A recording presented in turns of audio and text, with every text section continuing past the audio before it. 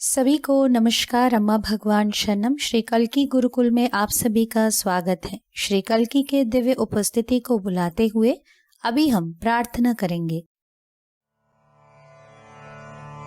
ओम सच्चिदानंद परब्रह्मा पुरुषोत्तमा परमात्मा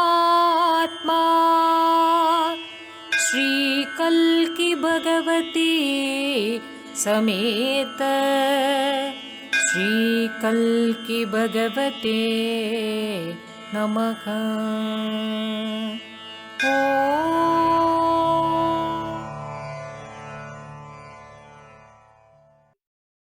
धीरे से आंखें खोलिए। आज हम श्री अम्मा भगवान के टीचिंग्स जो धर्म 44 वीडियो में है उसी को गहराई से देखेंगे। हर दिन सारे विश्व में श्री कल्की के द्वारा कई सारे चमत्कार घट रहे हैं। चमत्कार प्राकृतिक सिद्धांत का विरुद्धाचरण नहीं करते, वो उच्च सिद्धांतों के अनुयायी होते हैं। चमत्कार के उद्देश्य है आपके मन के चंगुल से आपको मुक्त करना। एक भक्त के घर में इस तरह 2 तरीके से कुमकुम प्रत्यक्ष हुआ है। श्री भगवान जी के दिव्यवाणी को अभी हम सुनेंगे।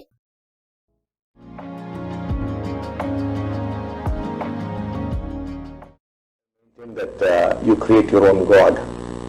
The Christian is creating his God. The Muslim is creating his God. The Jew is God. The Hindu is God. That's why I say you create your own God. Like for example, you take the Christian stigmata. So the stigmata very often happens in the palm. But recent research shows that the nails were put on the wrist. But since most Christians believe that it was put on the palms, the stigmata very often happens there. So more than the actual fact, what is important is your belief. So in that sense, you're creating God. So you can say God has moved the stigmata onto your palms. So that's what the whole thing is. So God himself is very flexible. He is ready for anything, you know. The freedom is man's. And that's why I want him to create a friendly, personal God. That's the key thing.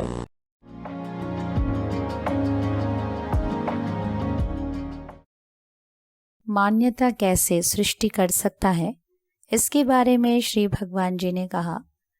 हम शुरुआत से बता रहे हैं कि आप अपने ईश्वर का सृष्टि करते हैं। एक ईसाई अपने ईश्वर का, एक मुसलमान अपने ईश्वर का और एक यहूदी अपने ईश्वर का सृष्टि करते हैं। जैसे एक उदाहरण ले सकते हैं, अभी क्रिश्चियन स्टिग्माटा जहाँ पर उनके मिस्टिसिज्म अनुसार उनके हाथों में एक वर्तिका आता है, किंतु रिसर्च के अनुसार ये भी कहा जाता है कि ये आपके नाखून और आपके कलाई में भी हो सकता है। किंतु ज़्यादातर ईसाई लोग यही विश्वास करते हैं कि ये वर्तिका उनके हथेली में ही होता है। यथार्थ जो भी होने दीजिए, किंतु उनके मान्यता के अनुसार वो ज़्यादातर होता है। तो इस प्रसंग में हम कह सकते हैं कि आप अपने ईश्वर के सृष्टि कर रहे हैं। तो हम ये भी कह सकते हैं कि ईश्वर ने आपके लिए आपके हथेली में ही वो वर्तिका ले आए हैं, क्योंकि ईश्वर बहुत फ्लेक्सिबल है। वो हर चीज़ के लिए तैयार है। वो हर प्रकार से मनुष्य को स्वाधीनता दिए हैं। इसीलिए आप इस स्वतंत्रता को सही तरीके से इस्तेमाल करते हुए आपके जीवन में एक बहुत ही बंधुतापूर्ण व्यक्तिगत रूप से आपके लिए आप अपने ईश्वर को जैसे चाहते हैं वैसे सृष्टि कीजिए। यही महत्वपूर्ण है। जीवन मुक्ति पाए हुए व्यक्ति अपने जीवन में कैसे जीते हैं, श्री भगवान जी से सुनते हैं।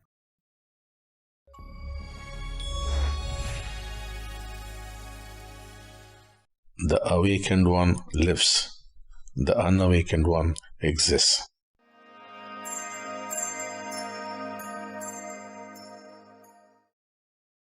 जीवन मुक्ता जीवन को जीते हैं। मुक्ति ना पाए हुए व्यक्ति जीवन में केवल मौजूद रहते हैं।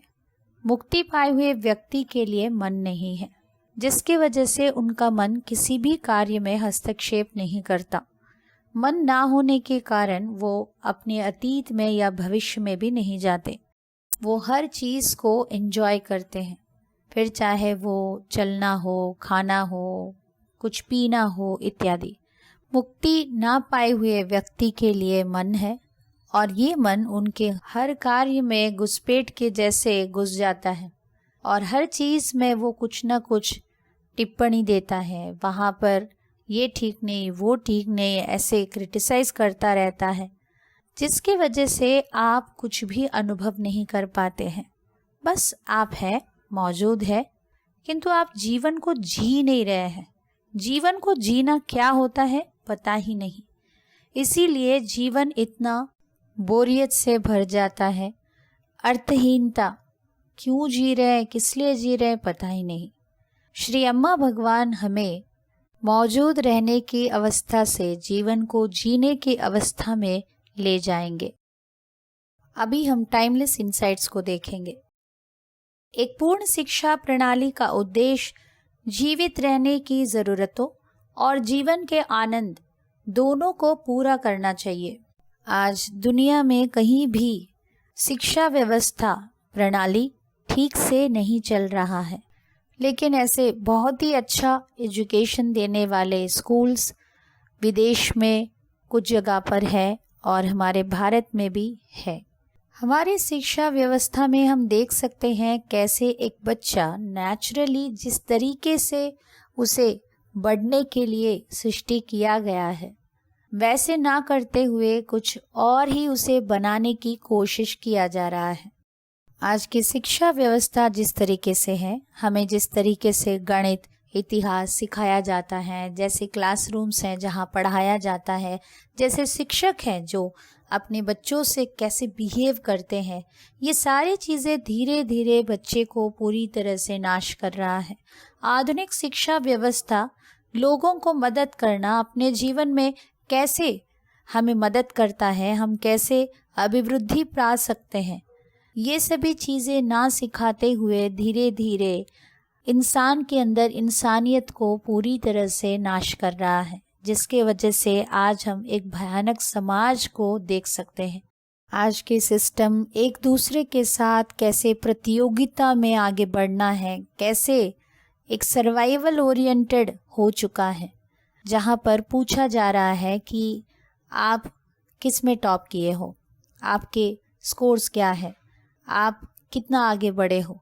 यही हमें हमारा एजुकेशन सिस्टम आज सिखा रहा है, या इसी का एक अपेक्षा हर किसी से किया जा रहा है कि ये रैट रेस में आप कितना जल्दी भाग सकते हैं, कितना जल्दी आप ऊपर उठ सकते हैं। क्या आप एक अच्छी कंपनी में हैं, क्या आपको एक अच्छा सैलरी पैकेज मिल रहा है, आप कितना कमाते हैं।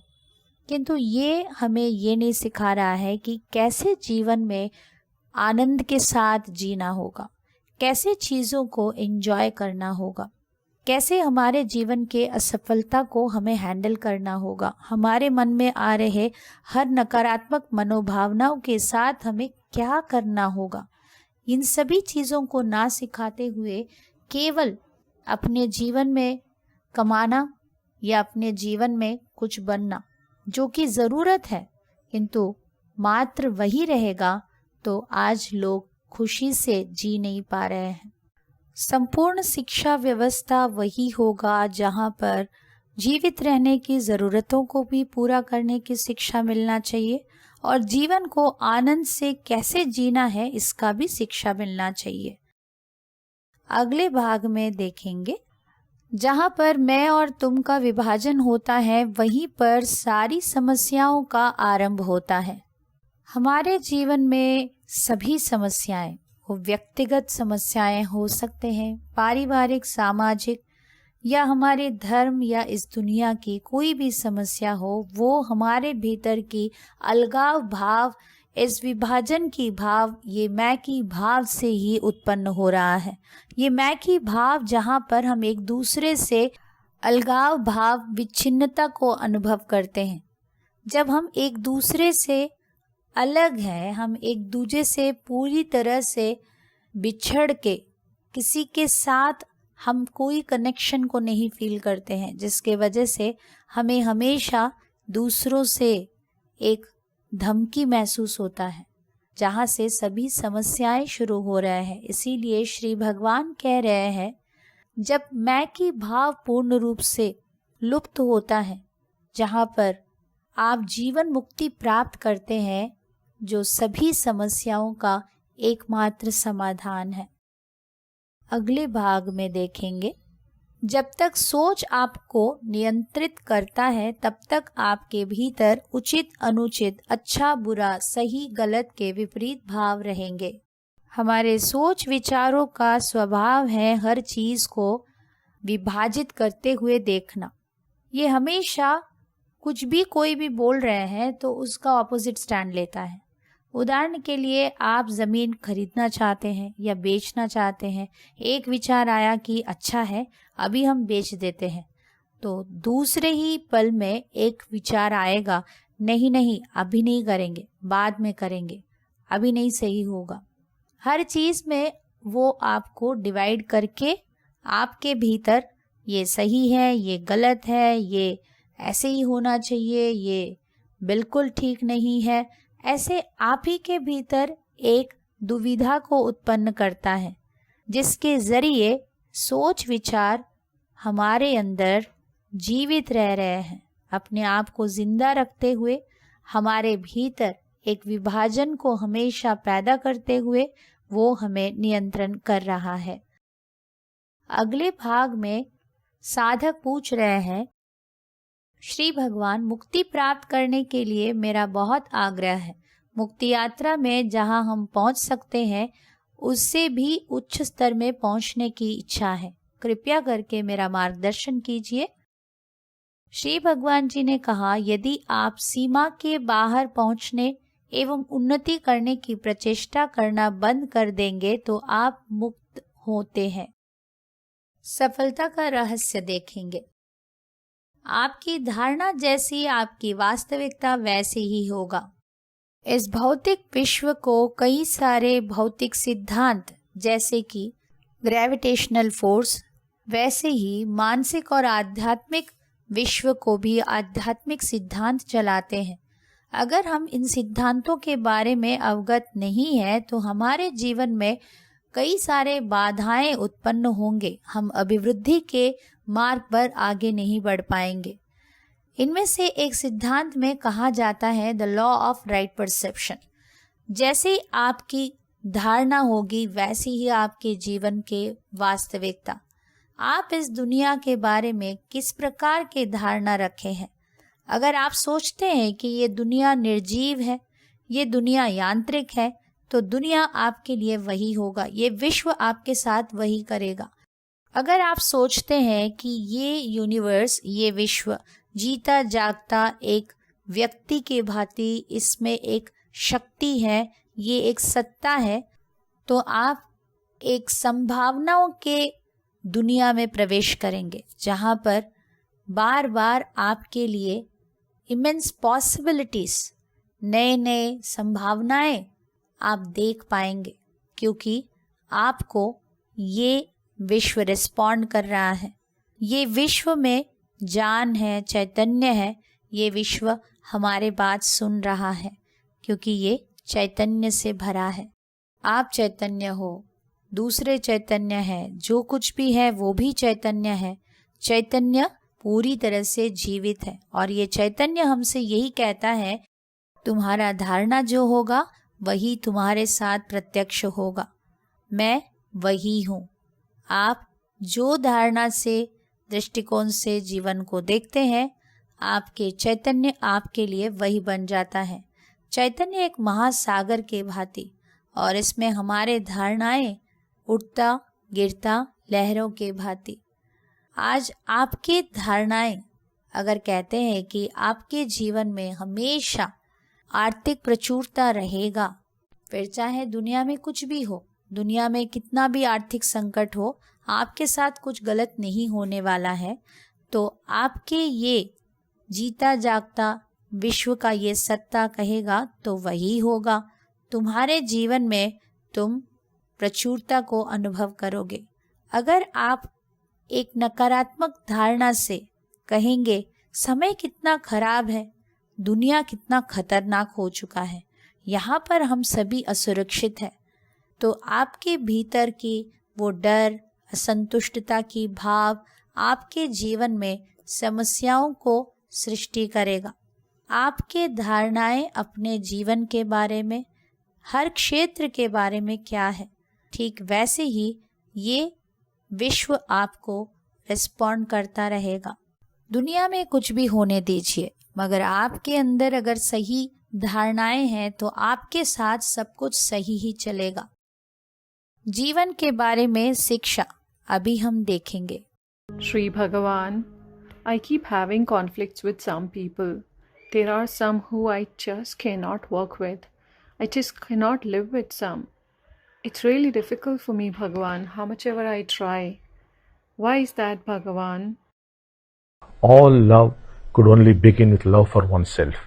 You could only do to others what you do unto yourself. Contemplate on it and you would discover that the way you relate to yourself internally is exactly the way you relate to others. If you condemned and criticized yourself for every thought, word or deed of yours, you would certainly do the same to the other also.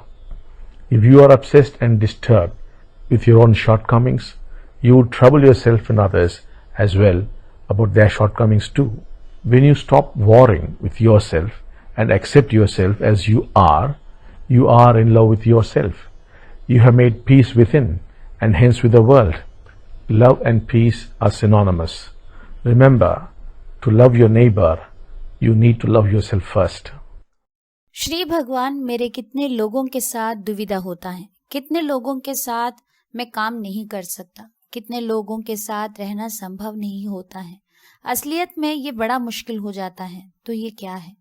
Shri भगवान जी ने कहा, अपने आप को प्यार करने से सभी प्यार का शुरुआत होता है। आप खुद के साथ जो करते हैं वही दूसरों के साथ करते हैं। आप आविष्कार करेंगे, आप आंतरिक रूप से खुद के साथ जैसे होते हैं वैसे दूसरों के साथ आप रहते हैं। यदि आप हर एक भावना, वचन, कार्य में खुद को कोसते हैं एवं समालोचना करते हैं तो आप दूसरों के साथ भी वही करते हैं।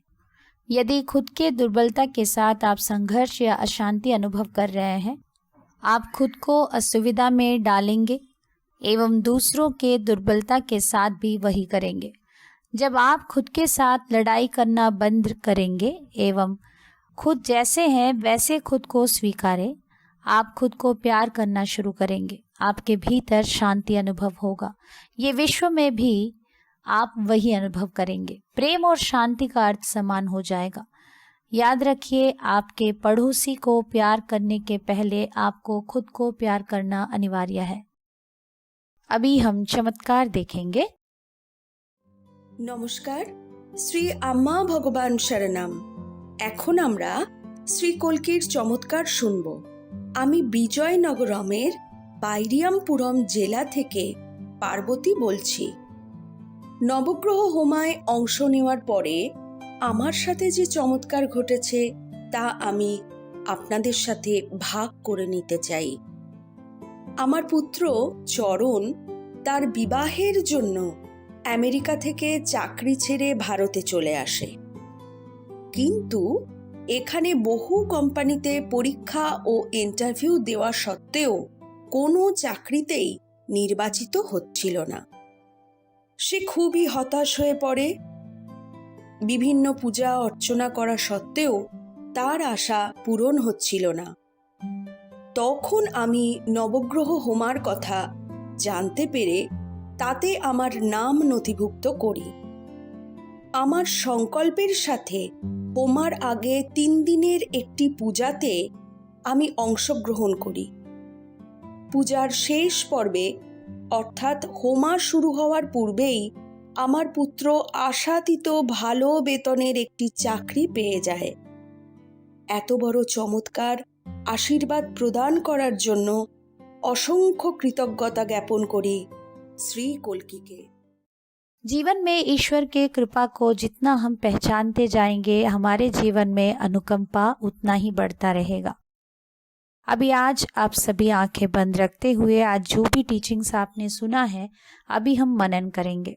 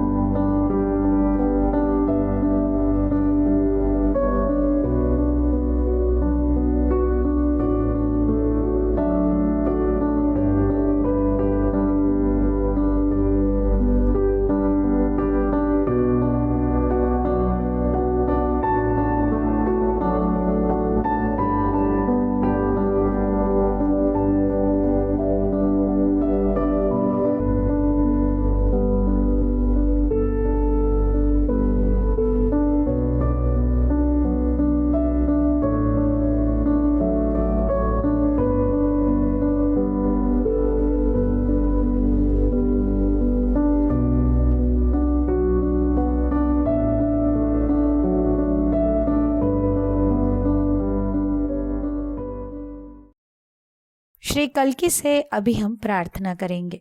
यह ज्ञान बोध हमारे लिए सत्य अनुभूति वास्तविकता बन जाने के लिए श्री कल्की से निवेदन करेंगे। शिष्ट जनावन दुष्ट हरा खगतुर गौतम वाहन ते कल्की रूप परिपालय मां भक्तं ते परिपालय मां। शिष्ट जनावन दुष्ट हरा खगतुर गौतम वाहन ते कल्की रूप परिपालय मां भक्तं ते परिपालय मां। शिष्ट जनावन दुष्ट हरा खगतुर गौतम वाहन ते कल्की रूप परिपालय मां भक्तं ते परिपालय मां। अभी इस भजन संकीर्तन में भाग लेते हुए श्री कल्की के दिव्य उपस्थिति को बुलाते हुए हम सभी भजन में भाग लेंगे।